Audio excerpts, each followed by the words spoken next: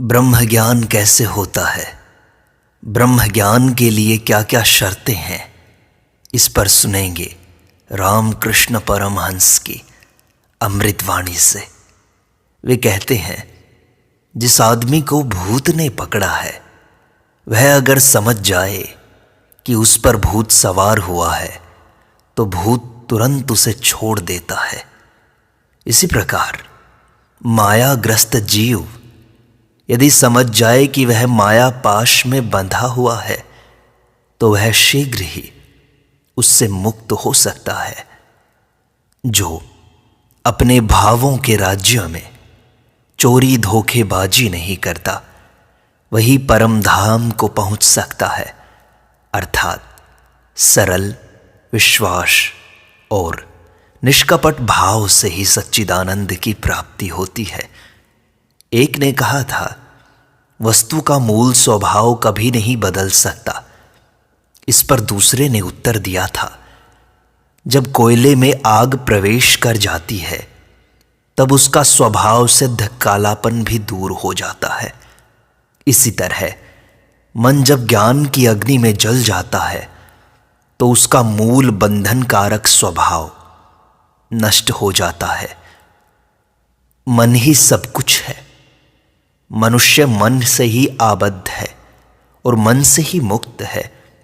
मन मानो धोबी के यहां से धुलकर आया हुआ सफेद वस्त्र है। उस पर जो रंग चाहे चढ़ा लो वही चढ़ जाएगा।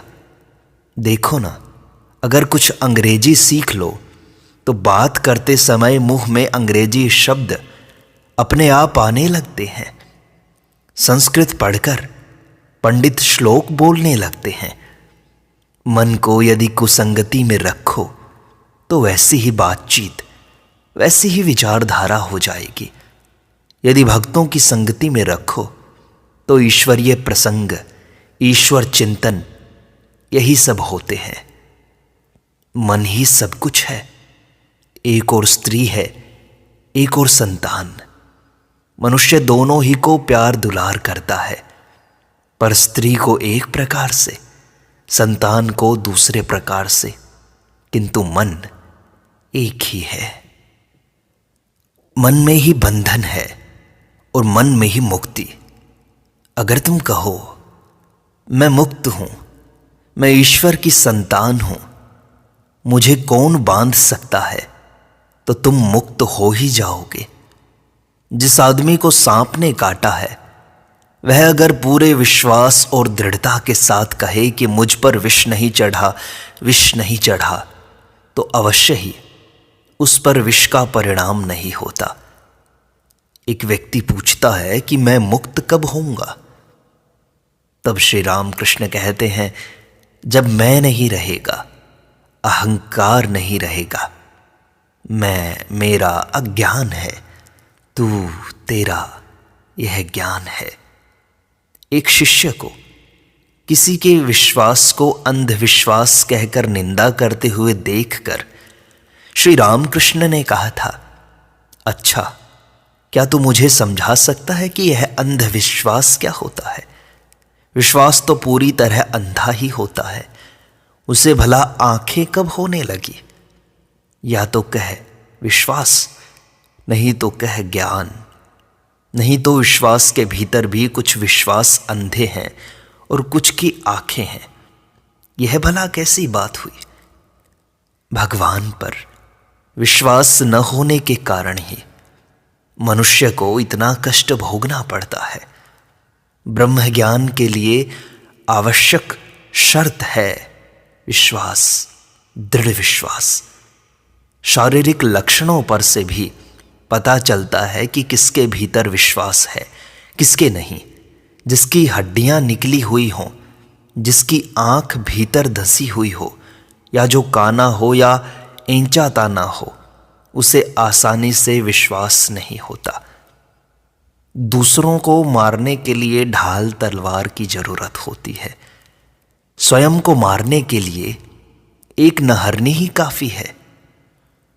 दूसरों को समझाने के लिए अनेकों शास्त्र, दर्शन इत्यादि का अध्ययन करना पड़ता है, पर स्वयं की मुक्ति के लिए किसी एक ही शास्त्र वाक्य पर दृढ़ विश्वास हो तो काफी है। एक ने पूछा कि हिंदुओं के बीच नाना धर्म मत, नाना पंथ प्रचलित हैं, उनमें से कौन सा मत ग्रहण करना चाहिए? तब श्री रामकृष्ण ने कहा, पार्वती ने महादेव से पूछा था, भगवन, सच्चिदानंद की प्राप्ति का मूल उपाय क्या है? महादेव ने कहा, विश्वास। मत या पंथ से कुछ बनता या बिगड़ता नहीं। जिस मत की शिक्षा दीक्षा मिली है, उसे विश्वास के साथ उसी मत के अनुसार साधना करनी चाहिए। विश्वास और ज्ञान में परस्पर संबंध है। विश्वास जितना बढ़ेगा उतना ही अधिक ज्ञान प्राप्त होगा। विश्वास न हो तो ज्ञान की आशा करना व्यर्थ है। जो गाय चुन चुन कर खाती है वह दूध कम देती है, और जो गाय घास, पत्ती, कड़वी, चोकर, भूसा जो मिले वही फटाफट खा लेती है, वह अच्छा दूध देती है। उसके दूध की धार नहीं टूटती। जिसमें विश्वास है उसमें सब है। विश्वास नहीं तो कुछ भी नहीं। ब्रह्म ज्ञान विश्वास के द्वारा ही पैदा होता है। अगर तुम्हें ईश्वर लाभ करने की इच्छा हो तो दृढ़ विश्वास के साथ उनका नाम लेते जाओ और सत असत का विवेक किया करो। बालक की तरह सरल विश्वास हुए बिना ईश्वर नहीं मिलते। माँ ने कह दिया कि वह तेरा भैया है, बस उसको 16 आना विश्वास हो गया कि वह मेरा भैया है। माँ ने कह दिया कि कमरे में हवा रहता है, बालक ने पूरा पूरा विश्वास कर लिया कि कमरे में कुछ रहता तो है। इस तरह बालक के जैसा विश्वास देखने पर भगवान को दया आती है। सांसारिक विषय बुद्धि के द्वारा वे मिलते नहीं। ब्रह्म ज्ञान के लिए आवश्यक शर्त है विवेक। इस पर विचार किया करो कि कामिनी और कांचन अनित्य हैं, एकमात्र ईश्वर ही नित्य है। रुपए से क्या मिलता है? दाल, रोटी, कपड़े और रहने के लिए जगह, बस इतना ही और कुछ नहीं। रुपए से निश्चित ही ईश्वर नहीं मिलते। रुपया हरगिज जीवन का उद्देश्य नहीं हो सकता। इसी को विवेक विचार कहते हैं। रुपए में क्या रखा है, सुंदर स्त्री की देह में भी क्या है, विचार करके देखो। पर आश्चर्य है कि मनुष्य ईश्वर को छोड़कर इन्हीं चीजों में मन लगाता है। विवेक और वैराग्य। विवेक अर्थात सत असत का विचार, और वैराग्य अर्थात संसार की वस्तुओं के प्रति विरक्ति, उदासीनता। यह एकाएक प्राप्त नहीं होता। इसके लिए नित्य अभ्यास करना पड़ता है। कामिनी कांचन का त्याग पहले मन में ही करना पड़ता है, फिर प्रभु की इच्छा से वह त्याग मन से और बाहर भी संभव होता है। अभ्यास योग के द्वारा कामिनी कांचन के प्रति विरक्ति उत्पन्न होती है। यह गीता में है। अभ्यास के द्वारा मन में असाधारण शक्ति पैदा होती है। तब इंद्रिय संयम करने में, काम क्रोध को वश में लाने में कष्ट नहीं उठाना पड़ता। जैसे कछुआ एक बार हाथ पैर समेट लेने पर फिर उन्हें बाहर नहीं निकालता, कुल्हाड़ी से टुकड़े टुकड़े कर डालने पर भी नहीं। कोई पूछे कि क्या संसार मिथ्या है, तो मैं कहूँगा कि जब तक ईश्वर का ज्ञान नहीं होता तब तक मिथ्या है। तब तक मनुष्य उन्हें भूल कर मैं मेरा करते हुए माया में आबद्ध होकर, कामिनी कांचन के मोह में मुग्ध होकर संसार में और भी डूबता जाता है। माया के कारण मनुष्य इतना अंधा हो जाता है कि जाल में से भागने का रास्ता रहने पर भी भाग नहीं पाता। तुम लोग तो स्वयं ही देखते हो कि संसार कैसा अनित्य है। देखो ना, यहाँ कितने लोग आए और चले गए, कितने पैदा हुए और मर गए। संसार इस क्षण है तो दूसरे क्षण नहीं, यह अनित्य है, ऐसा विचार करते रहो और धीरे धीरे तुम्हारा मन निर्मल हो जाएगा और तुम्हें ब्रह्म ज्ञान की प्राप्ति हो जाएगी। तुम्हारा पुरुषार्थ, तुम्हारी उद्यमशीलता भी ब्रह्म ज्ञान की प्राप्ति में एक साधन है। किसान लोग बैल खरीदने जाकर अच्छा बैल कैसे पहचानते हैं जानते हो? इस बारे में वह बड़े जानकार होते हैं। वे बैल की पूंछ पर हाथ लगाकर देखते हैं कि जिस बैल में दम नहीं होता वह पूंछ पर हाथ लगाने से अंग ढीला करके जमीन पर लेट जाता है, परंतु जो बैल फुर्तीला तेज होता है वह पूंछ को छूते ही चिढ़कर उछलने लगता है। किसान लोग ऐसे ही बैल को खरीदा करते हैं। जीवन में सफलता पानी हो तो अपने भीतर पुरुषार्थ, मर्दपना रखना चाहिए। कुछ लोग ऐसे होते हैं जिनमें कोई दम नहीं होता, मानो दूध में भिगोया हुआ चिवड़ा हो, नर्म और ठंडा, भीतर कोई जोर ही नहीं, उद्यम करने का सामर्थ्य नहीं, इच्छा शक्ति नहीं। ऐसे लोग जीवन में कभी सफल नहीं होते। बड़ी मछली पकड़नी हो तो मनुष्य को पानी में बंसी डालकर घंटों धीरज धरकर बैठा रहना पड़ता है, तब कहीं बड़ी मछली फंसती है। इसी तरह जो धैर्य के साथ ध्यान भजन लगातार करता है उसे अंत में ब्रह्म ज्ञान अवश्य मिलता है। जो पुश्तैनी किसान होता है वह 12 वर्ष सूखा पड़ने पर भी खेती नहीं छोड़ता, पर जो आदमी हाल ही में खेती की ओर बढ़ा है वह 1 साल बारिश न हो तो भी खेती करना छोड़ देता है। यथार्थ विश्वासी भक्त सारे जीवन में ईश्वर के दर्शन न मिलने पर भी हताश न होकर साधना नहीं छोड़ते। अगर तैरना सीखना हो तो पहले काफी दिनों तक पानी में हाथ पैर पटकते हुए प्रयत्न करना पड़ता है। एक ही बार में तैरना नहीं आ जाता। इसी प्रकार यदि ब्रह्म सागर में गोते लगाना हो तो पहले कई बार उतरना चढ़ना पड़ता है, एक ही बार में नहीं होता।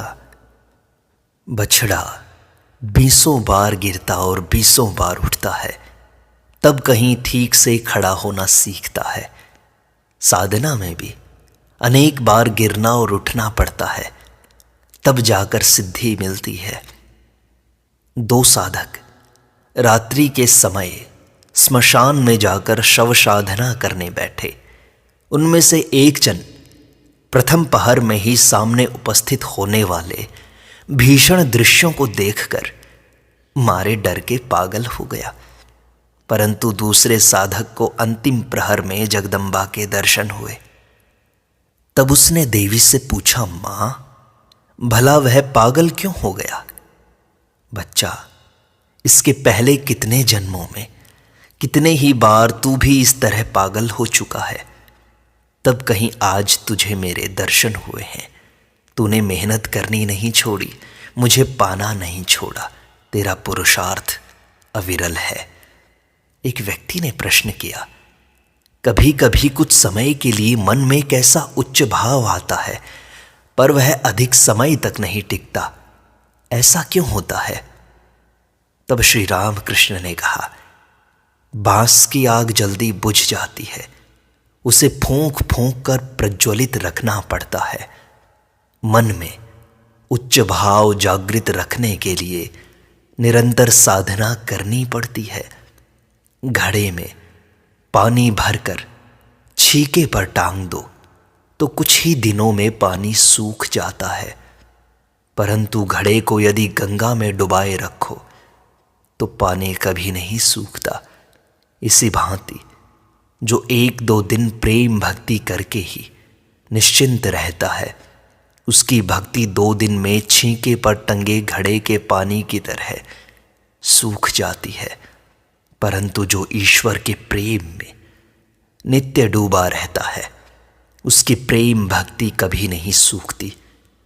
जब तक नीचे आग है तभी तक दूध उफन कर ऊपर को उठता है। आग को हटा लेने पर वह फिर ज्यों का त्यों हो जाता है। साधना की अवस्था में भी जब तक साधना की अग्नि जलती रहती है तभी तक मन ऊर्ध्वगामी रहता है। मनुष्य के भीतर भगवत भाव कब तक बना रहता है? लोहा जब तक आग में रहता है तभी तक लाल रहता है। आग के बाहर निकलते ही फिर वह काला हो जाता है। इसी तरह मनुष्य जब तक भगवान के साथ युक्त रहता है तभी तक उसमें भगवत भाव बना रहता है। मन मानो घुंघराले बाल की तरह होता है। घुंघराले बाल को जब तक खींचकर रखो तब तक वह सीधा रहता है, छोड़ देते ही फिर वह सिकुड़ जाता है। इसी भांति मन को भी जब तक जबरदस्ती खींचकर वश में रखा जाता है तभी तक वह ठीक रहता है। ढीला छोड़ते ही गड़बड़ करने लगता है। तोतापुरी महाराज कहा करते, लोटे को यदि रोज न मांजा जाए तो काला पड़ जाता है। यदि नित्य ध्यान न किया जाए तो चित्त अशुद्ध हो जाता है। इसके उत्तर में श्री राम कृष्ण ने एक बार कहा था, लोटा अगर सोने का हो तो न मांजने पर भी काला नहीं पड़ता। अर्थात सच्चिदानंद की प्राप्ति हो जाने पर फिर जप तप इत्यादि साधनों की आवश्यकता नहीं रह जाती। छिछले तालाब का पानी पीना हो तो उसे न खलबलाकर ऊपर से धीरे धीरे पीना चाहिए। ज़्यादा खलबलाने से नीचे का कीचड़ ऊपर आकर सारा पानी गंदला हो जाता है। यदि तुम सच्चिदानंद का लाभ करना चाहते हो तो गुरु के उपदेश पर विश्वास रखकर धीरज के साथ साधना करते चलो। वृथा शास्त्र विचार या तर्क वितर्क में मत पड़ो, नहीं तो तुम्हारी क्षुद्र बुद्धि गड़बड़ा जाएगी। कर्म चाहिए तभी ईश्वर दर्शन होते हैं।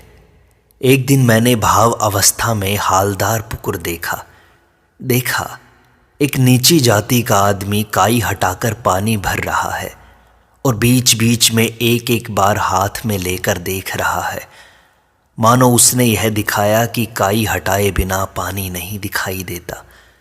कर्म किए बिना भक्ति नहीं होती, ईश्वर दर्शन नहीं होते।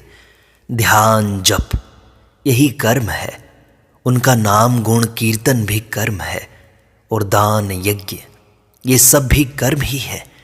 ये सब ही चाहिए ब्रह्म ज्ञान की प्राप्ति के लिए। दृढ़ भक्ति, दृढ़ विश्वास, दृढ़ आत्म संयम ये ही ब्रह्म ज्ञान की प्राप्ति के साधन हैं। इनमें निरंतर लगे रहो।